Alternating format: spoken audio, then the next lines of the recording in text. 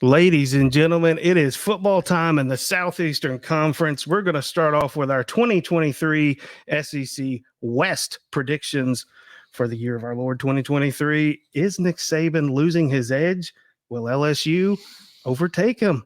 I don't know. We're going to find out. Yeah, we're going to find out here. Let's get it started, folks.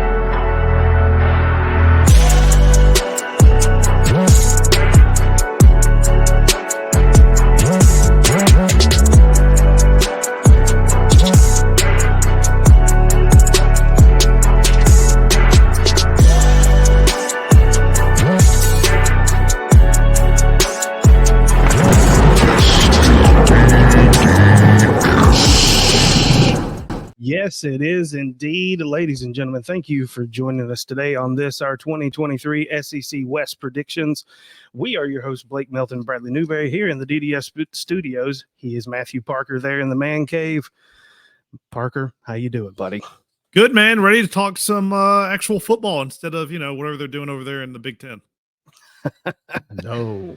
Fantastic, guys. Again, thank you for joining us. Before we get started, go ahead, like, subscribe, share it with all your friends down there. Give us a follow and a rumble on Rumble. Check us out on all our social media.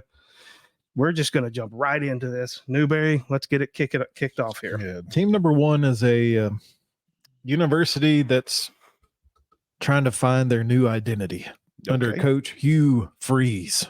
And in the efforts to try to find this identity, he's hit the transfer portal hard this offseason. I can't keep up with it all, but the one name I know, Parker, is quarterback Peyton Thorne from Michigan State. You're right, man. It's just not at quarterback either. I mean, he's trying to get him back on top. He brought in 21 transfers. I mean, that's 22 starters on offense and defense. He brought in 21 of them, and Peyton Thorne and Robbie Ashford are battling out for quarterback, but it feels like the former Michigan State quarterback and Thorne is the guy. I mean, and he needs to be, because last year Auburn just got smoked, y'all. They lost 5 games by 14 or more. They were 2-6 in the SEC, and guess how many games they won on the road? It's as many as I won on the road in the SEC. That's the answer.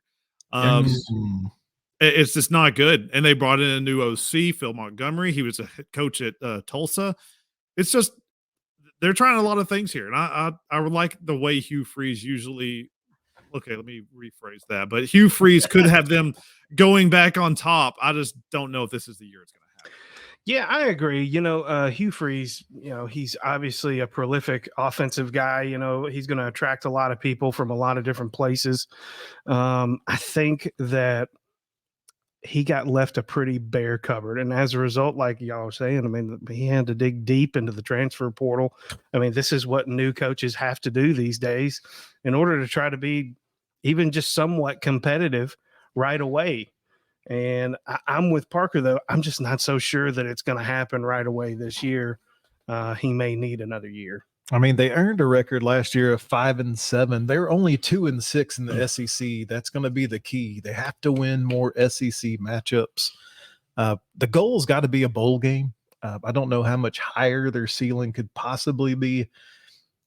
This whoever the quarterback may be, we're speculating Thorne he's got a pretty good situation since last year. They were like 119th in NCAA in the passing game. So can really go more room to go up. Oh, yeah. Nothing to lose here. Yeah, there's a lot of room to be much better.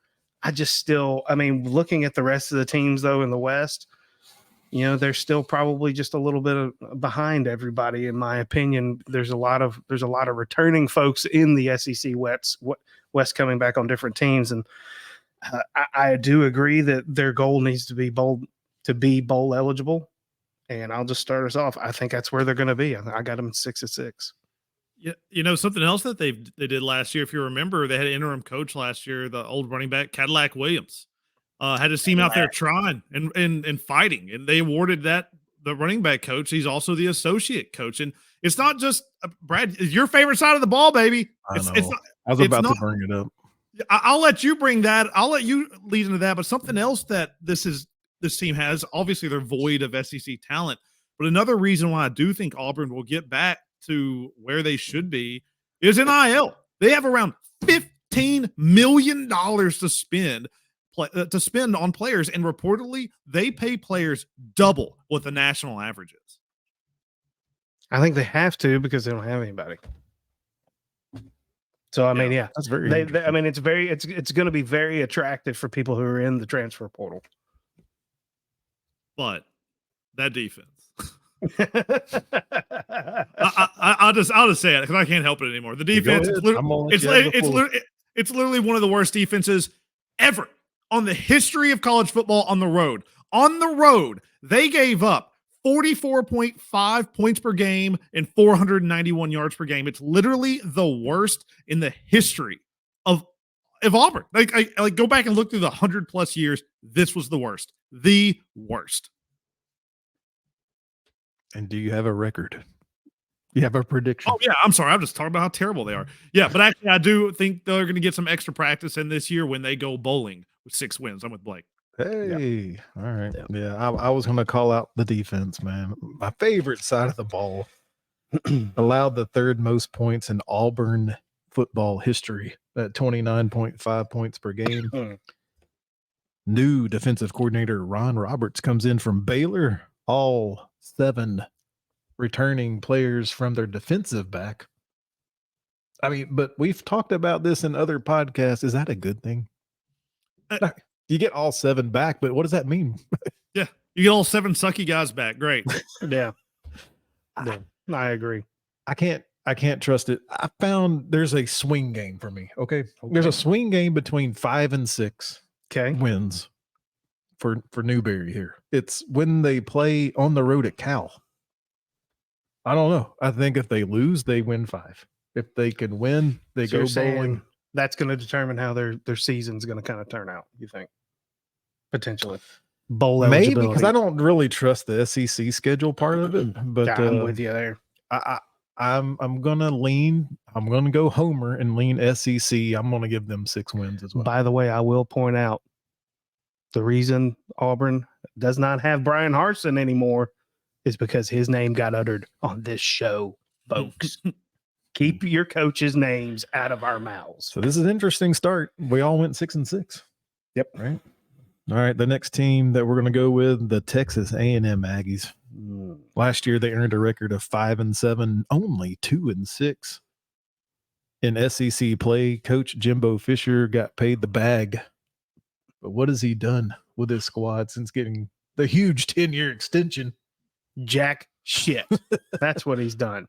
He's done exactly jack shit.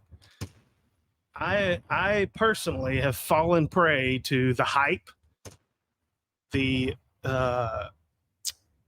just the absolute, dick wanking going on here with Jimbo Fisher. I mean, it's just a giant hand job sitting there talking about Texas A&M.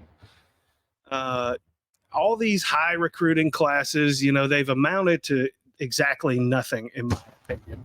All that it has done is just it's made them inherit a more expensive version of Kevin Sumlin. And that's really where they're at right now. And I'm going to go ahead and tell you, Jimbo Fisher might be the biggest fraud in all of college football. I mean, to promise so much, to negotiate such a huge contract with no results to back it up whatsoever, and now to just be standing there holding the noose over the university's head and say, basically waving it around and saying, you can't fire me anyway. So, and I'm going to go ahead and tell you, Jimbo is I think he's in for another rough year. The question is going to be, are they going to put up with it for another year? Are they going to put up with average to below average at Texas A&M for too much longer? Parker, help is on the way. You know who they brought in? Bobby Petrino. Tell us more. You're right. Bobby Petrino is the new OC, but man, you go back and his name signals bringing in help. But if you go back and look over the last few years, he's actually been pretty bad. Exactly. So is he bringing in help, or is he bringing in somebody who can finish the year if they fucking fire his ass? I think he's bringing in more controversy.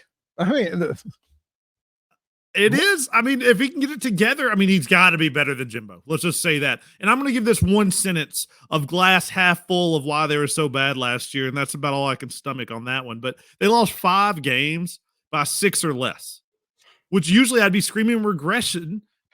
But that's where this whole half full ends because it's not so rosy. Because let's look at those teams that they lost those close games against. App State, Auburn, South Carolina, and Ole Miss. It wasn't like they barely lost to, all these Georgia, Alabamas, of the Michigans, Ohio States of the world. App State, I'm out. I don't care what the buyout is. Jimbo needs to be fired if he doesn't completely give up play calling duties and win 9 games. If he wins 8 games, done. Be out. I don't care. This team should be better. Texas is about to come into this conference and put Jimbo over the knee and just destroy him and end their recruiting.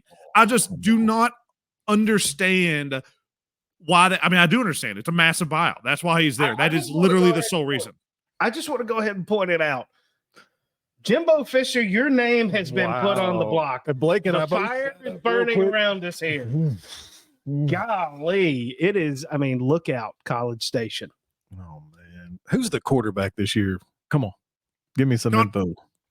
Well, there are a lot of people back. Another year older. Only thing is A-Chain's out. That's a big hit. But Connor Wegman's back. Let's see how he plays in at quarterback. Let's see how he plays. That Evan Stewart's going to be their top playmaker. Remember that guy? Freshman All-American last year. Exactly. And I think this year he's going to elevate to household name where people are talking about him on local radios. The wide receivers on this team has been an issue, but this year they could actually be deep, which is weird. It's kind of like what we were talking about in Iowa. This could be a completely different look team offensively. New offensive coordinator, quarterback's competent, and wide receivers. I think they're going to have to lean on offense here, like a outscore them type of thing, Blake, between the freshman All-American Evan Stewart, Anais Smith, and don't forget the name Moose Muhammad at wide receiver. Because I'll tell you this, I like to talk defense, but it's kind of spooky over there at A&M. Their defense was soft. They were nationally ranked number 123rd in run defense. Unacceptable for an SEC squad. Particularly for an SEC squad that supposedly brought in so much talent on the defensive line. That's part of the bullshit that is A&M and Jimbo Fisher. I'll go ahead and start you off now. Jimbo Fisher, take your $80 million and leave, buddy. You're a 5-17. I can't blame you. I don't. What just happened? Why could it not happen again? They lost also their defense was terrible, and they lost their 3 best defenders. But they are low with 4-star and 5. It sounds exactly like last year. They're loaded with 4 stars and 5 stars. They bring in big time transfers. Don't fall for the trap. I've fallen for the last 2 years. I will say they have 4 true road games on this schedule, and they have some cupcakes out of the conference. Yep. There are a lot of people that they're playing against have questions at quarterback. Go down and look at it. There's some we don't even know who they're starting right now. 8.5 is the win total for this, and I am a glutton for punishment. The defense should be much, much better, and I am expecting the offense to take a step. I have them winning just under that, going 8 wins, and if the offense is good, I could see them getting to 9. So what about is the A&M UT Vols game? Does that matter, or is that just a win? Not a fucking game. Really? Not a fucking game. Not afraid of that one, though. Not at all. Parker? As a Vols fan, I'm afraid of a lot of games this year, honestly. But not that one? I'm afraid of that one. I just don't know what the Vols are. We'll get to that, but there's a lot of questions. We'll get to that. Dude, I did look. I just, like I'm doing it for another team right now. I'm looking up and down their schedule. It is Cupcake City. I'm going 7 wins. It is. That is the reason. In my opinion, all of those scenarios should result in Jimbo Fisher being fired.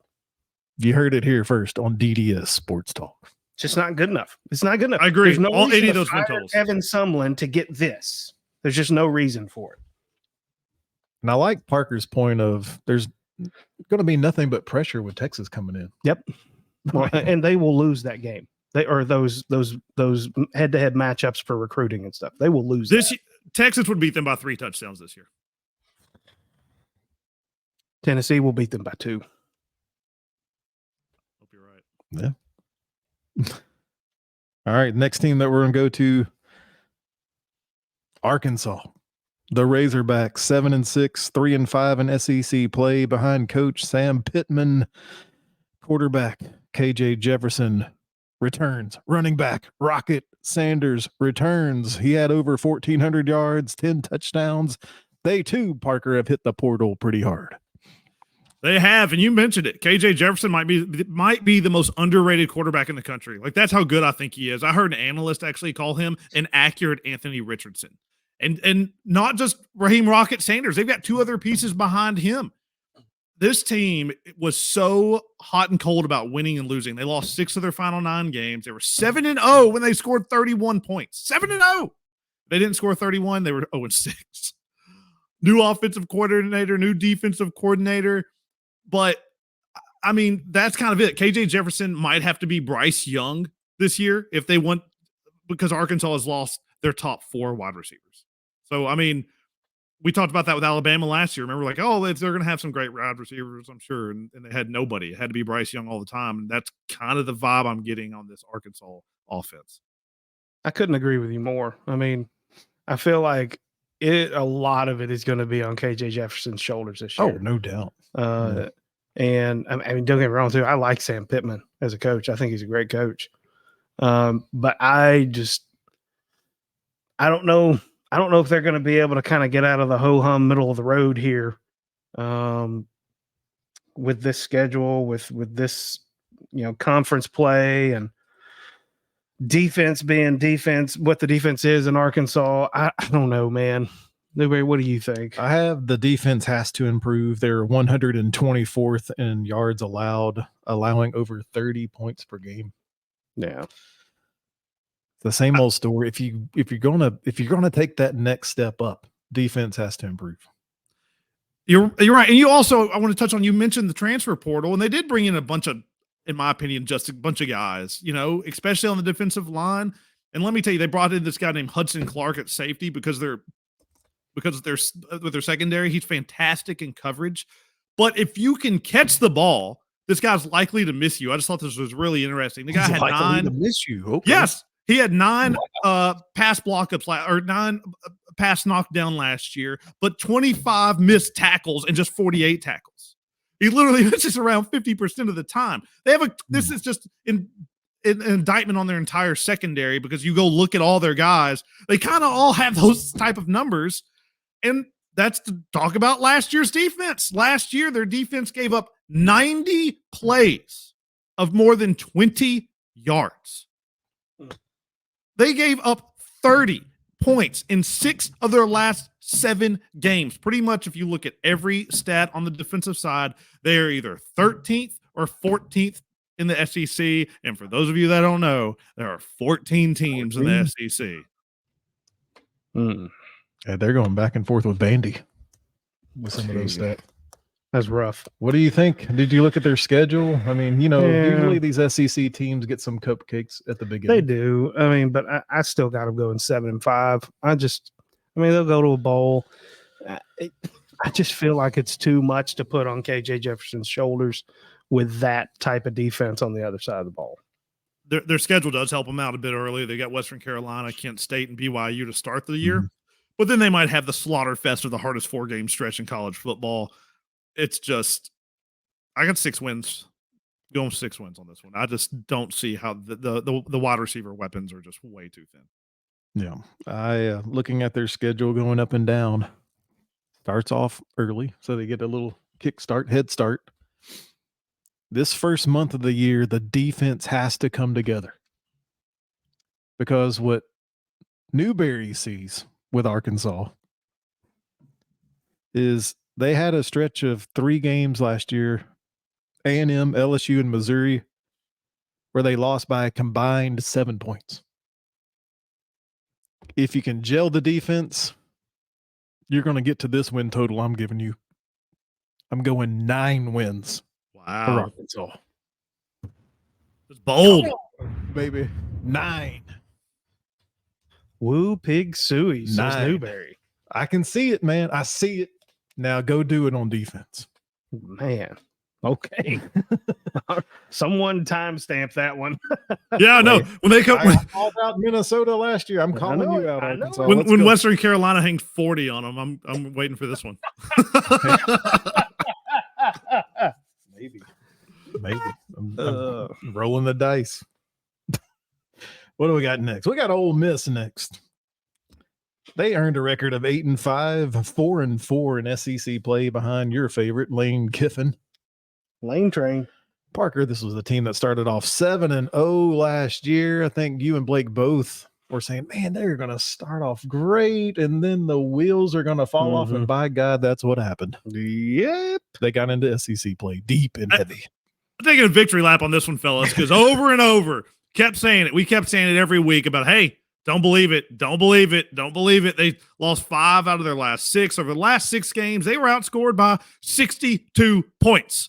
Like, the team lost their top guys on offense. They lost their top guys on defense. That being said, outside of a couple of top offensive guys, the rest are back. This team averaged 257 yards per game on the ground last year. You tend to think of this as a sling it around offense, but it's a lot like Tennessee. They actually run it a lot. The only teams to run it for more than Ole Miss last year on the ground were the Navies of the world, the Armies of the world.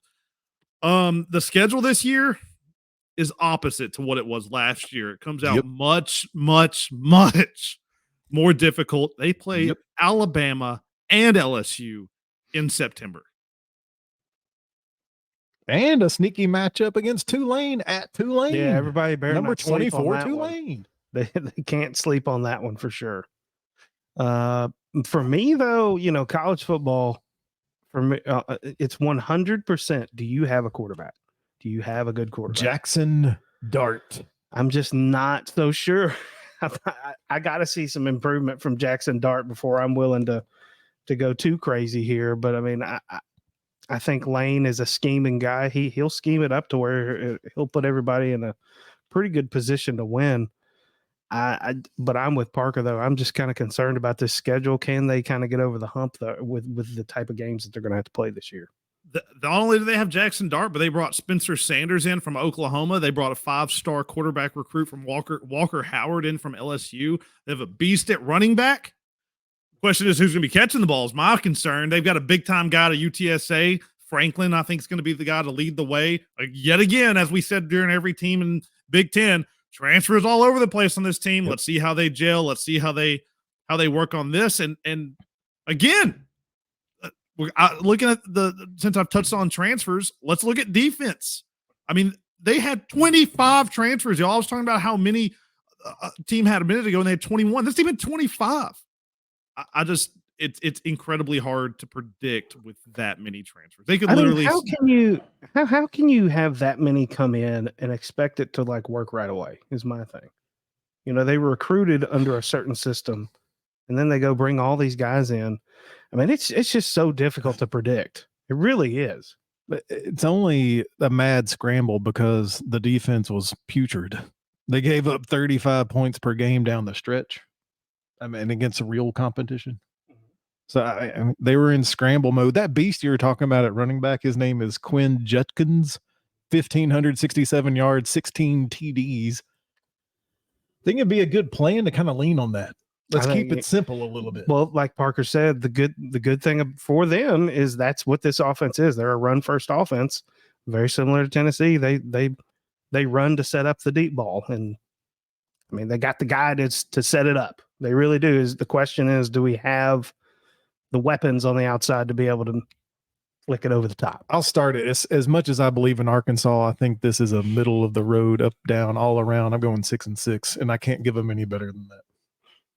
I'm going to go real crazy here. Really, really crazy. I'm going 8-4. Whoa, you love him. You love Lane. I think he might be able to find some stuff. I think let me tell you why Blake is 100% right with 8 wins on this. And it's not just all these transfers, the quarterback having more experience. The biggest upgrade they've got is a defensive coordinator, and Pete Golding out of Alabama. The coaching's going to get better. The players probably still suck. Jared Ivey is a horse on the D-line. they've got a really good corner in Deontay Prince. I just think their coordinator situation is going to be so much better. I do like their quarterback. I completely agree with Blake on this one. I think it's going to be 8 wins. I mean, the two less that I have is the tricky game at Tulane, and I got Arkansas beating them. So maybe that's where I got the difference. Where I'm thinking 6. Probably so. Next one is Mississippi State. They had a great year last year, man. 9-4. 4-4 in SEC play. New head coach comes in, Zach Arnett. But what does return? Will Rogers at quarterback. His senior year, he has over 10,000 yards, I believe a record at Mississippi State. Blake said it many times, when you have the quarterback, you've got a chance. Yeah, but so much of Will Rogers, in my opinion, his success was probably due to the late great Mike Leach and his tutelage that he worked under. I think that they're going to have an all right year. I think that this program is probably still reeling a little bit from the loss of Mike Leach and the way that it all happened. I don't know. This is going to be an interesting year. It's going to kind of be when teams lose a coach in the manner that they lost him, like Mississippi State lost Michael Leach. That is a hard transition. That's hard because now you have to have somebody else come in who, I mean, hopefully you have somebody on staff that can take over right away, but it's still, regardless, it's not the same as having Mike Leach at the helm. Yeah, you mentioned transitioning, and my computer's freaking out here. So I mean, they've got to transition away from this air raid offense. Like, we got to talk about it. Like, that's what they're going to do. The defense is probably going to be the best thing on this team. They've elevated the defensive coordinator is now the head coach. So not a lot's going to change there. And I believe, again, I've lost all my notes, the linebacker coach is going to be now the defensive coordinator. So that's going to be the main thing about this team, is going to be lean heavily on the defense. They should keep you in a lot of coin flip games. It's just, what is that offense going to look like transitioning from Leach's air raid? It just makes me so sad. I used to love to watch that guy. This is going to come down, Blake, to the 50-50 games. Mm-hmm. Because they have a lot of them on their schedule. They do. And I feel like we said that last year, maybe. Can they win the majority of them? That can push them over 6 wins. If they can't find their way on offense and lose the majority of them, they could win 5 games. This is a hard one for me to predict because I've got such a range in my head as I'm looking at their schedule. This is the hard part about predicting the SEC in general, because there's so many teams that could have things go right or wrong for them. I'll start us off, though. I'm going right down the middle here. I'm going 6-6. Yeah, I think that's probably right. I was jumping back on 6 and 7, and I think 6 and 6. I don't think that's a bad record for them. Honestly, I don't think that's bad from everything that they're having to recover from. But who knows? You know how sometimes tragedy strikes these locker rooms and people gel, and it just for sure. Something special happens, and if that was ever going to happen, I could see that happening here. Yeah, and hey, we're all rooting for them. Yeah, man. Absolutely. Their defense earned top 5 in the SEC in 8 different categories last year. Defense balling out. I love that side of the ball. Linebackers Jet Johnson, Nathaniel Watson combined for over 228 tackles. But you have to replace, DB Emmanuel Forbes Jr. The secondary. I'm with you. I'm going 6 wins. I've had the range between 5 and 8. I mean, I could see a story for 8, but I can't push the button for this. I see the number, the statistical analysis saying that 6 has got to be the way you land. All right. That's where we all are. 6. Next. Could it be? Because they did it last year. The new big dog in the SEC West, the LSU Tigers. Behind coach Brian Kelly in his 2nd season. Last year, they earned a record of 10-4, 6-2 in the SEC. Blake, tell us more about their quarterback, Jaden Daniels. So, Jaden Daniels, now I have a lot of mixed emotions here about LSU. I knew it. And about their quarterback. I mean, look, this is the same guy who wouldn't throw the ball at the beginning of last year. And, you can say, well, maybe he got over it, blah, blah, blah. We don't really know that. We don't really know. It's got to be played out on the field for sure. A lot of people are really high on LSU. I have a hard time wrapping my head around them being an 11-1 team, like some people are saying. I have a hard time thinking that they're, college football playoff worthy. Yes, I know they got a lot of people returning. I get that. Jaden Daniels, for me, and Newberry just showed me that, and I've got it right here in my notes. This week 1 game is going to tell us a lot about not just them, but also their opponent. You're going to find out who you should believe in more, in my opinion, because these are 2 of the teams that are in the national conversation that I'm like, really? Yeah, exactly. Why? Yeah. Based on what? Because my thing is how this game goes is going to show you where LSU is going this year. I do think that they are top 2 in the West. I am not in the camp, though, that thinks that they are the top dog right now.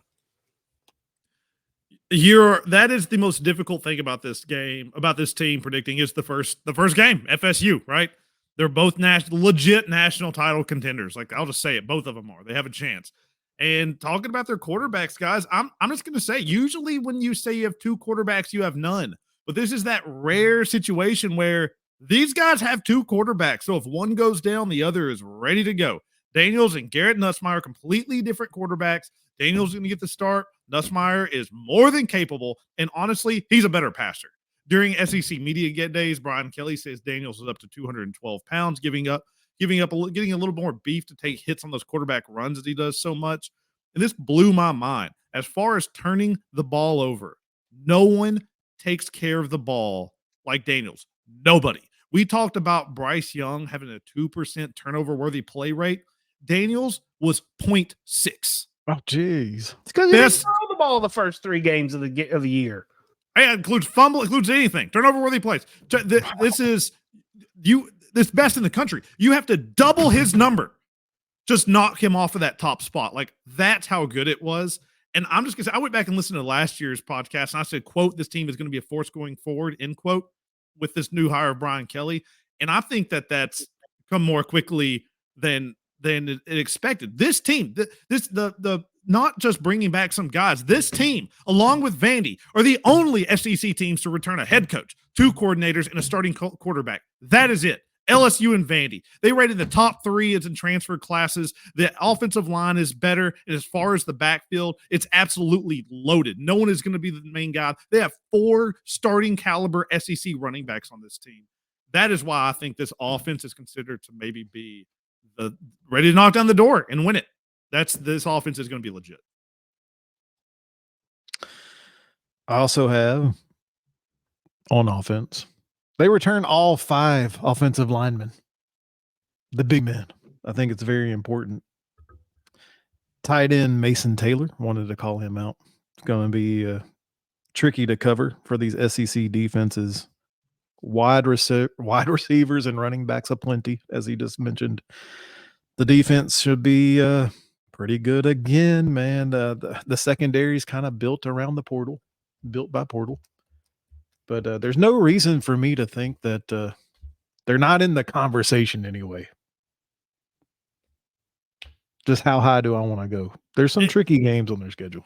They have a receiver named Malik Neighbors, who's going to be a top 15 pick in next year's draft. And you touched on defense, so because you were talking about transfer portal. Since Kelly has been on this team, he has churned 72 players since being at LSU. He brought in 14 players to the transfer portal this year. 11 of them were on defense. And a lot of them are going to play immediately. Last year, we talked about Jalen Carter, Will Anderson. Everybody knew these names after a couple of weeks. This year, I'm just going to give you my prediction to start it off. This year, LSU's Harold Perkins is Jalen Carter and Will Anderson. He actually finished the year better than both these guys. They avoid Georgia on their schedule, or let me just go ahead and say it. Georgia avoids them. This team, they get by FSU, 11 wins. I'm not going anywhere near that one. That is 11-1. That's crazy talk to me. I'm going 9-3. They lose to Florida State right out of the gate. That would change everything. Yeah, it sets the tone for the whole year, in my opinion. That's we already thought it was going to be a huge game, but if you're saying that, and it sets the direction a little bit off course as you go down through the schedule. And the SEC schedule, once you get into the meat of it, it's not that easy. If that sets the wrong direction, we could be saying 7 or 8. You said 9. I know. I'm with you. I mean, this is the thing. I feel like I was actually being pretty generous with 9-3 after losing to Florida State. I just do. I'm looking at their schedule and I'm going 10-2. So we're going 9, 10, 11 here.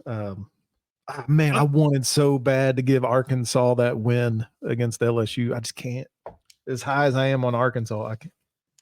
They feel like, to me, how we've talked about A&M over the last few years, loaded with talent and everything, except they have a coaching staff and a quarterback. Yeah, that's a fair point. Yeah. Last team, we're looking at the Alabama Crimson Tide. Last year, they're 11-2, 6-2 in SEC play behind legendary coach Nick Saban.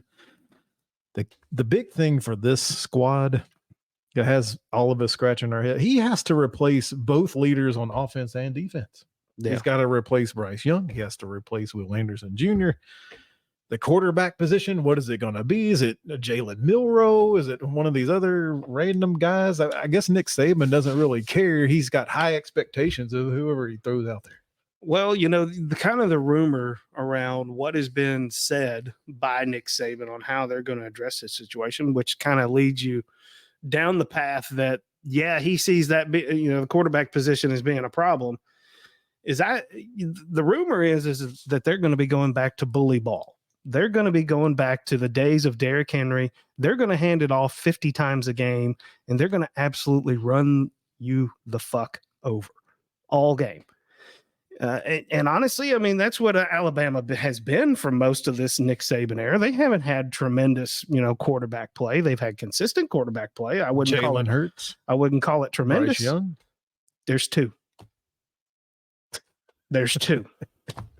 I mean, Tua. Greg McElroy. Tua. 3. I don't know. 3. I just don't think that people think of Alabama. How many Heismans have quarterbacks won there? It's all about running backs from Alabama. They're winning titles, not Heismans.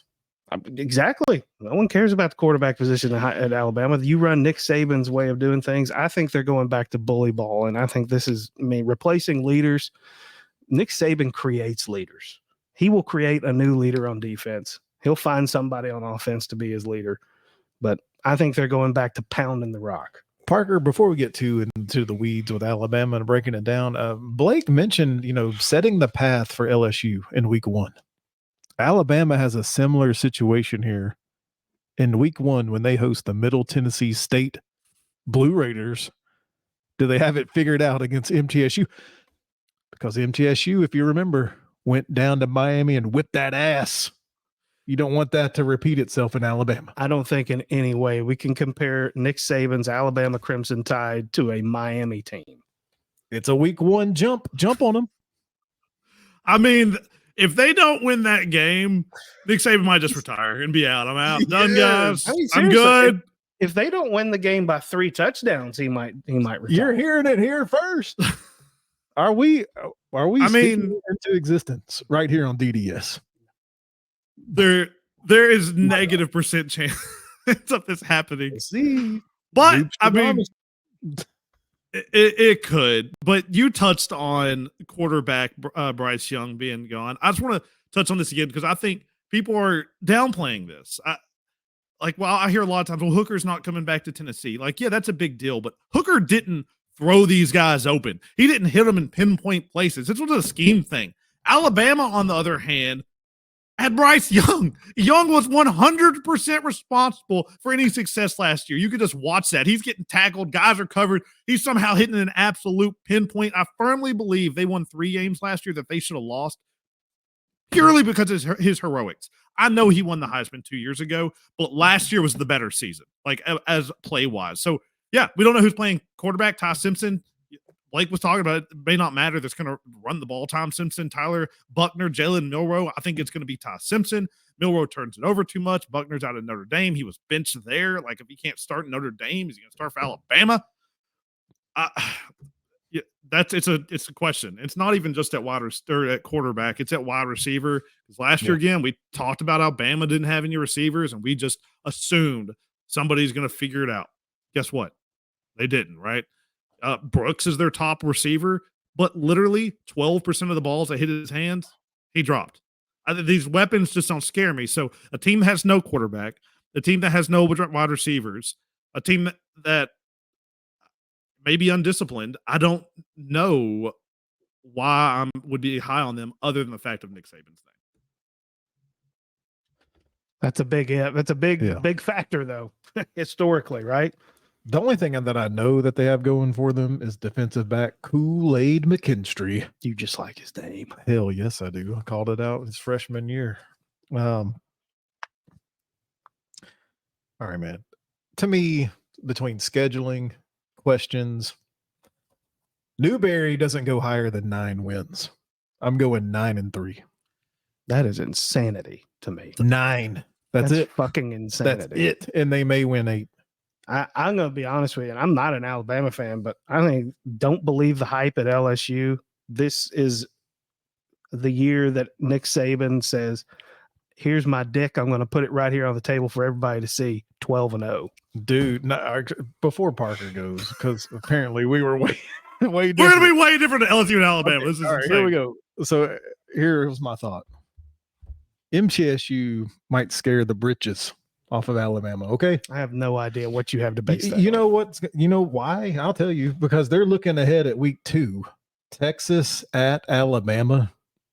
If they don't pay attention to little old Middle Tennessee State, like Miami didn't, they could start off 0-2. I'm just saying. On to you, Parker.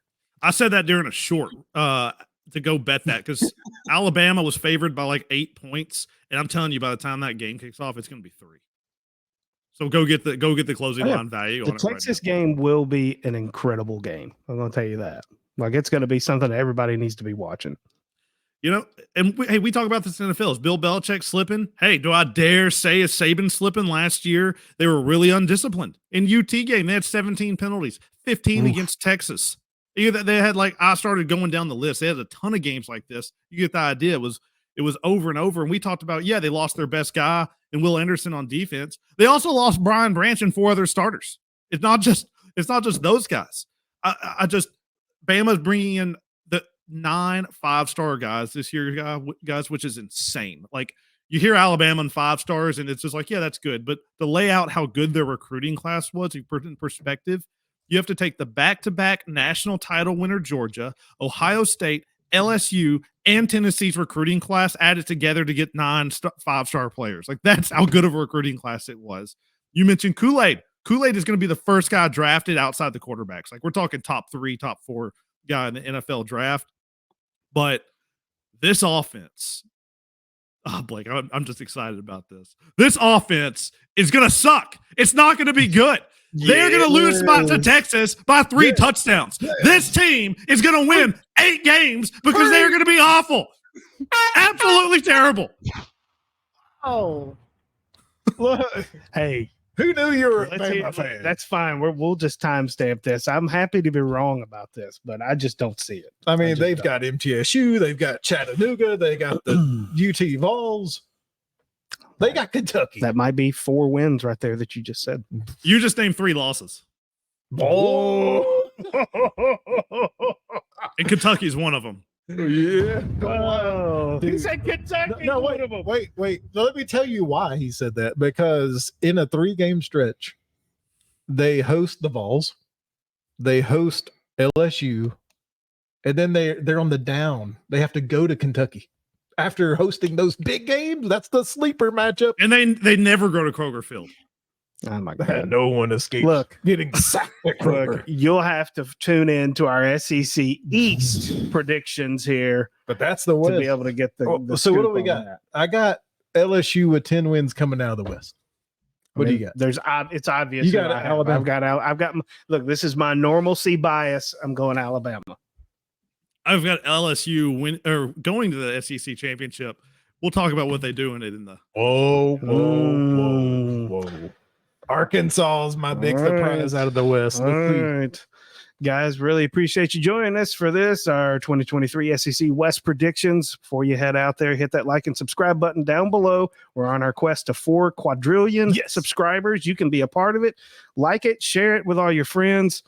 Tell everybody how stupid we are. Get in that comments. Get this discussion going here. Tell these idiots how crazy they are about this Alabama stuff. Where you at, Roll Tide Roll? Where you at?